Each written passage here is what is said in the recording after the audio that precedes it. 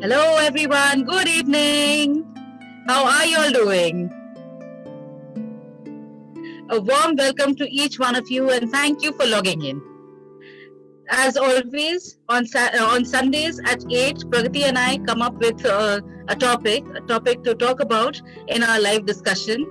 So feel free to comment on it. Feel free to ask any question that comes to your head about it.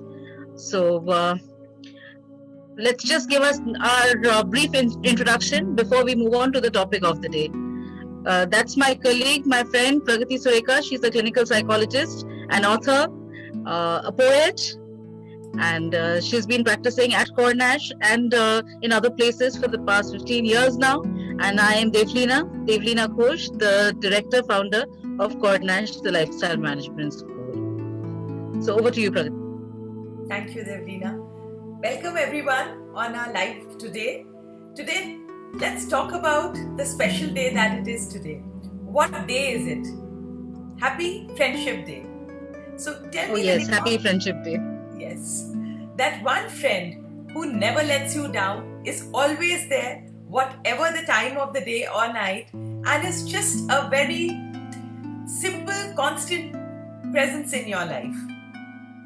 Books. Yes. While we think of faces, we think of people, we actually ignore the treasure chest which is available to each one of us. So with that thought in mind, today we are going to discuss what is the importance of reading books, and especially a genre which helps you grow as an individual and which also makes you change some dysfunctional beliefs that you have grown up with. Let's say a lot of times people come and they say that, I can't wear a particular shade of lipstick because my skin is of a particular tone, or I cannot draw because I am not a good artist. But these are beliefs which hold us back. So today we are going to see how is a book a friend in need who actually helps us transform ourselves. So what do you feel, Devleena? What is the importance of books in general? I have always felt with a book in hand or a couple of books lying around, this concept of loneliness or being alone, not knowing what to do, I don't think that ever comes. Look at the stash right behind you. I'm sure you're the greatest example. One can never feel alone or lonely with a book in hand or a couple of books lying around. Yes. But sometimes it becomes very difficult, people who are non-readers, to pick up a book and start reading on your own. So the ones who are listening to us today might actually toy with the idea and pick up a book. But if you are not a regular reader, sometimes it becomes very difficult because your pace is not very fast. After a point, you start feeling bored. After a point, you start feeling that, okay, I've read, I felt I put in so much of effort, but I've only barely finished 2-3 pages.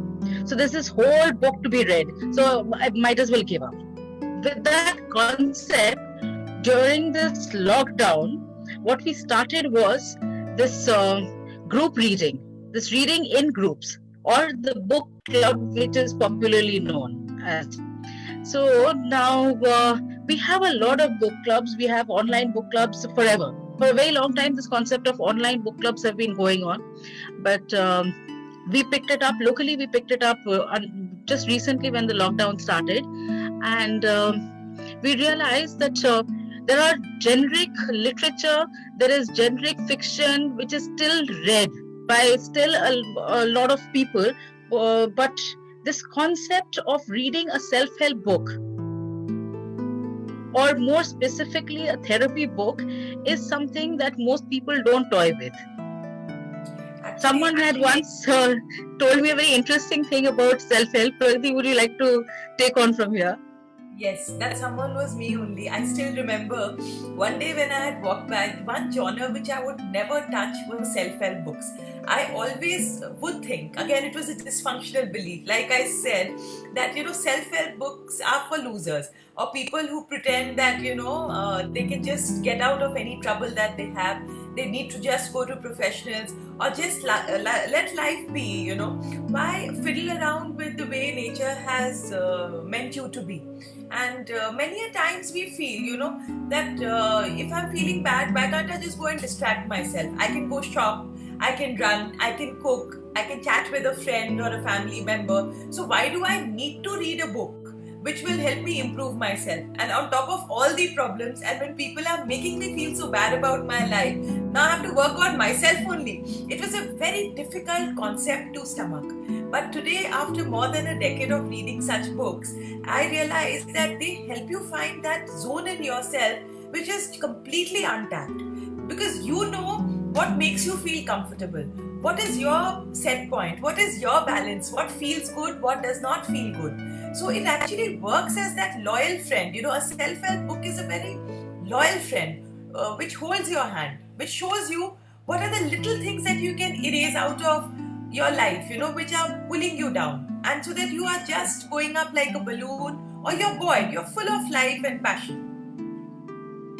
So yeah, we are not saying that don't read other genre, don't read like fiction, don't read anything else. But this is, if it's a taboo in your head, I think you can break it and you can just give it a try. There are lots of very good books which make a lot of sense. It's not just some mumbo jumbo, or it doesn't talk about concepts which are not applicable. If only you can make that effort of picking that book up and reading probably half the book. You need to give that book that due credibility, that read till half at least. Don't give it up after 2-3 pages. So we'll look into a little bit we'll talk about the importance of self-help books or therapy books. Yes. So therapy books or self-help books work as a supplement to therapy. You may be seeking some help for some challenges that you are going through. Now there is a myth. People feel therapy is for somebody who has very major problems. But you don't think like that when you go to a salon. You don't have major skin problems to go to a salon. You don't have major problems when you go to school. You go to learn a little better, and you learn to enhance your personality and pick up some skills. So with that mindset, a self-help book also helps you enhance your personality. It also helps you quiet that critical mind. It helps you identify your own thoughts and feelings, if not anything else. I've seen invariably when we're reading a self-help book or a therapy book by ourselves, in small groups, in a larger group, I've always seen the resultant factor is you land up identifying a lot more thoughts and feelings in yourself, which you just go through like a robot otherwise. And also it's like very comfortable when you're reading in a group, when you see that somebody else is identifying. So I think it's easier to work through your own denial, certain things that you felt were really bad that happened just to you, and how do you go beyond it. Like often as children we hear, like for debating, 2 children get picked up to represent a class. Does the rest of the class not speak?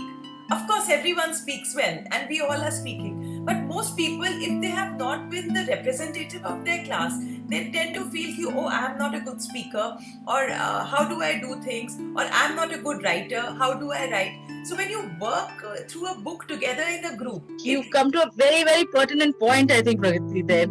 I think self-help books or therapy books invariably helps you learn something that you want to learn, some skill that you want to pick up.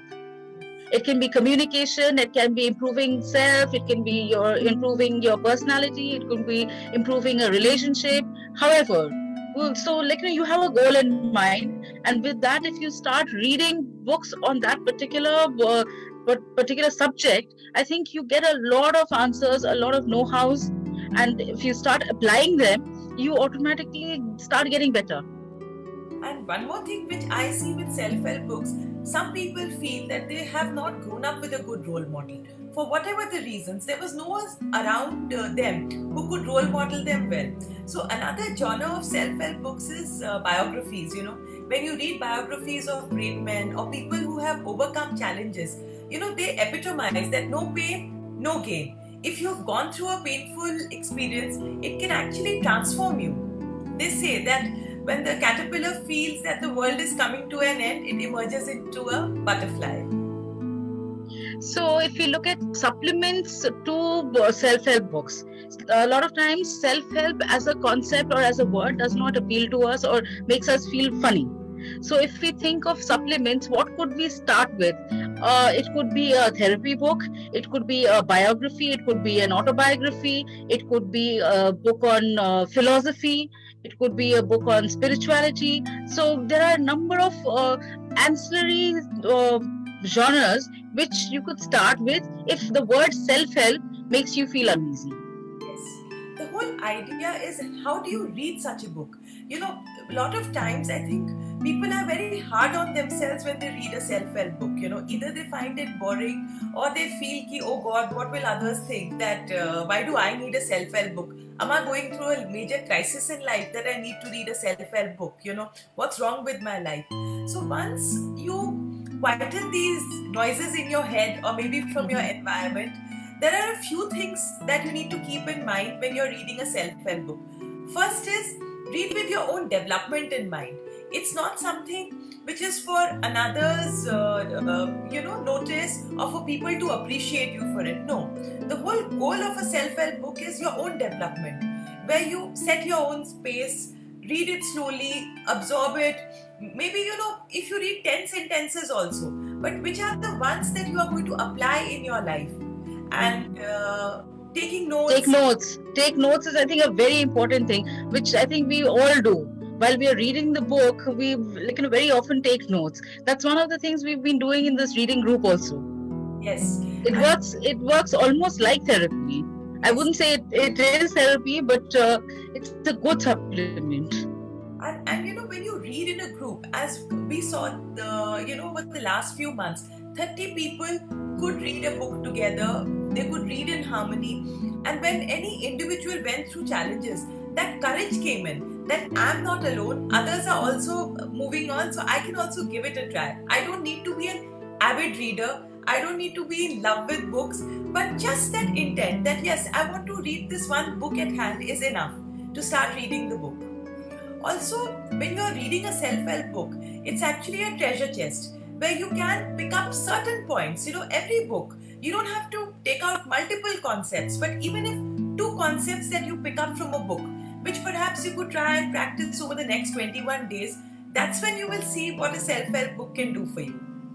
What I particularly like about self-help books or therapy books is, especially the ones which have assignments to it. It always works for me. I love working out the exercises. It gives me great insight. Yes. And I think what I like is, it gives you a sense that I can do something about certain issues, which I felt nothing could be done about. It was very other dependent. With a self-help book, I learned how to regulate myself and my own responses.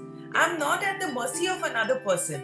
That is what was the best takeaway, whenever I've read a good self-help book. And I think now, to start any journey, one must write down and complete the sentence. I want to learn to be more ... less of ... and I want to be better at. So this is one statement. I think each one should write down and identify, analyze before picking up a book of this genre. What am I aiming at? Because otherwise what happens is that losing of interest happens somewhere in the middle. Yes. Because you don't think of the book. You're just reading it because of maybe FOMO. You don't want to miss out on this whole concept that I have also read the book, or any other not so significant reason. But the most significant reason to read a therapeutic book and a book in of this genre in a group is to understand that what are my goals out of it. What do I want to achieve out of it? What do I want to get better at? So now, after that, I think, Radhi, let's talk about what is the benefit of reading in a group. Yes, absolutely. So the first benefit of reading in a group is you are not alone. You realize that, in a community, when you are together with people, you are intellectually stimulated, and you realize that age is not a barrier. What is really, really important is the outlook that you share. And also what you realize is, when you stand, divided you fall, because when you read a self-help book alone, you feel, okay, I'm done with it, this is going over my head, or it's not meant for me. But when you are going through it together, you are intellectually very, very stimulated to work at yourself.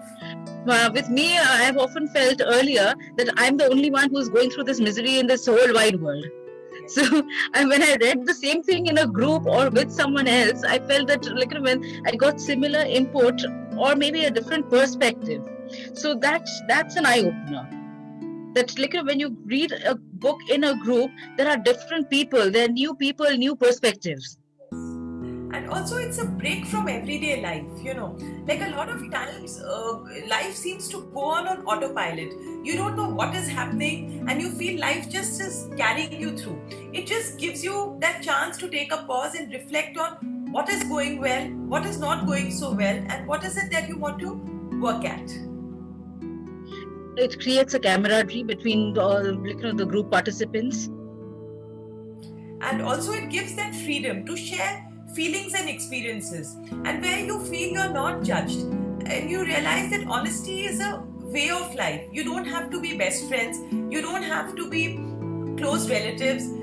All that is required is you're human, and being human is enough to be trustworthy. I think that sense of bonding comes in. I think even if you're reading with your your family members, your immediate friends, I think it gives you a better subject to talk about. Sometimes otherwise human mind is such that we go into a very shallow level conversations. I have been in a reading group with my family members, and I realized during those months I was talking with them, or we were in conversation, and it started from the book, the takeaway from the book, and it was a very valuable conversation I was having with them. Rather than what's for lunch, what's for dinner, what have you cooked, what have you baked, what have you done, how have you spent your day. So I realized there was an interesting turn to the conversation. There's intimacy in relationship, connections are created. Otherwise we are only talking about the mundane, and what gets lost is how we help each other grow. There's always a saying where people say that people are born together, sometimes in the same family, to work out certain lessons in life. Or life always has some things that it needs to teach us. So in a self-help group, you actually get that opportunity to work on yourself. Yeah, so with this, let's wrap it up with an announcement that from the 10th of August, that's Monday, we are starting with a fresh group for readers who are interested in self-help books, readers who are interested in therapy books. And it's going to be on Mondays, Wednesdays, and Fridays from 4 to 5:30 every afternoon. All those who are interested, please get in touch with Pragati or me. We'll be forming the group soon, and the details we'll give individually. Thank you. Stay well, stay safe, and signing off. Bye-bye. Bye-bye, everyone. And always remember, if you want to work at yourself, channels always open up. So this is just one such channel for you to work at yourself. So do get in touch, and see you again next Sunday on the live. Bye-bye.